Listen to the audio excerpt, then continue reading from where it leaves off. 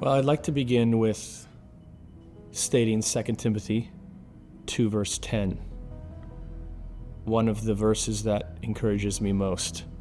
When the Apostle Paul said, "I endure all things for the sake of the elect." Implied in that is the Christian life is hard. Implied in that is missionary work is hard. Because we have to endure, that means we're going to face difficulties. We're going to face hardships. And the fact that God has his people, there's an elect people. I endure all things for the sake of the elect, that some may be saved. And so implied in that is we are going off as an armada of evangelists to go to a difficult place. What makes those places difficult? A number of things. One would be language. I can say that the hardest thing that I've ever done in missions is learning another language. The joke is a person who speaks 2 languages is bilingual, 3 languages trilingual, and 1 language an American. And that's often true. Many places around the world, they're used to interacting with a number of languages, but oftentimes in America, we grow up with English. So that makes it especially hard, I would say, for American missionaries going to the foreign field, and yet it is so necessary to learn the foreign language. So that makes it difficult. It's a barrier. You go there with your language, your training, and now you have to learn a new language. That makes communication with them difficult. So that would be one aspect, language. Another aspect would be poverty. We live in a very rural area, and the rural area means oftentimes we define rural as a lack of tar roads, a lack of English, and a lack of infrastructure. So if you go to a place where there's little English, there's little tar roads, little infrastructure, that's generally poor, poverty. That's going to make it hard. Another area that I think can make it difficult is actually the education that you get from your home country. Now, I'm a proponent of education. I'm a proponent of going to seminary. I think seminary should probably be the rule and not the exception. But seminary can make the mission field difficult in this sense. When you have years of training in Hebrew and Greek and nouthetic counseling and hermeneutics and homiletics, and you have all of that training, and now you're going to go to a foreign field and you're going to sit down across from a grandmother who can't read. Much of my ministry is sitting down across from people who can't read well. Mr. Shisana is a deacon in our church. I sit down with Mr. Shisana, and oftentimes much of our Bible study is just finding the passage. And then you find the passage, and then he has this little notebook, and I'm so encouraged. I'm preaching, and he's taking notes, and you look later that all of his notes is just writing down the passage.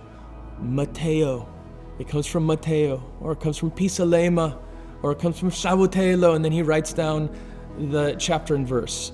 That's his notes.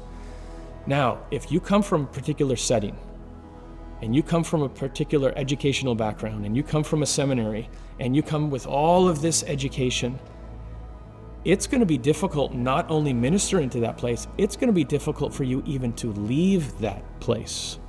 Which is why I think sometimes, if I can interpret a slightly different, much learning has made you mad, as someone once said to the Apostle Paul. I think in some ways, too much education can deter missionary service. It can deter missionary service because your plan is, as soon as I finish college, I'm going to go to the mission field. You go to college, and they say, you know what, I need an MDiv. I need to be prepared for the mission field, okay? So you go and you get your MDiv. After you get your MDiv, you come to the guy and say, all right, here it is, Indonesia, time to go. You know, I need a THM. You get your THM. Now he's late 20s, and he's got 2 kids. He gets his THM, and now you say it's time to go. And he says, you know what, brother, I've been thinking, and I really need a PhD because this is really going to help me on the field, okay? So now he gets his PhD, and he's got that title, and he's 33, he has 4 kids, and he has a mortgage. You think he's going to go to the mission field? You think he's going to sit across from a Kukwana, a Gogo, a grandmother who can't read, and he's going to sit in the dirt and teach Bible studies every day and plant a church in that way? Because that's often what missions is. And he says, well, actually, I don't want to be a poor steward of all of my education, so I'm going to stay back and I'm going to teach on missions. And then the cycle just keeps on going. I'm not opposed to advanced education. I'm not opposed to professors teaching on missions, but I am opposed to education squelching missionary zeal that was once there, and now all of that education has ended it. That can be a deterrent. And in a sense, that can make hard places hard. Too much learning has made you mad.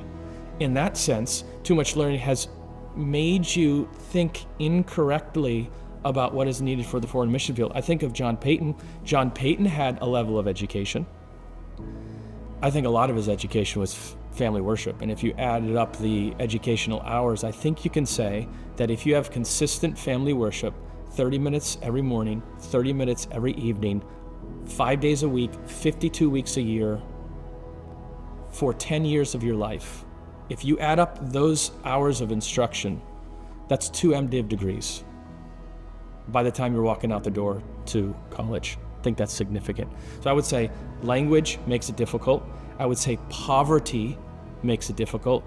I would say educational distances between the missionary and the person that they're seeking to reach can make it difficult. I could say persecution can make it difficult.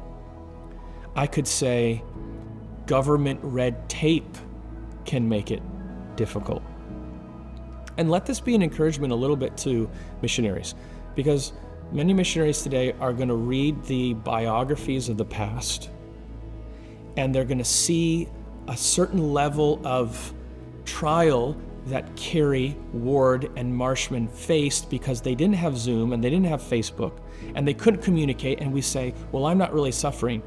That is true. They had a kind of suffering that we don't have today. But we have levels of difficulty that they didn't necessarily have. I'm thinking in some ways government red tape. They didn't have to go through all of the challenges of just getting into the country that we face today. So all of us face our various levels of trial and difficulty. One of those can be red tape getting into a country. Those would be a handful I would think of.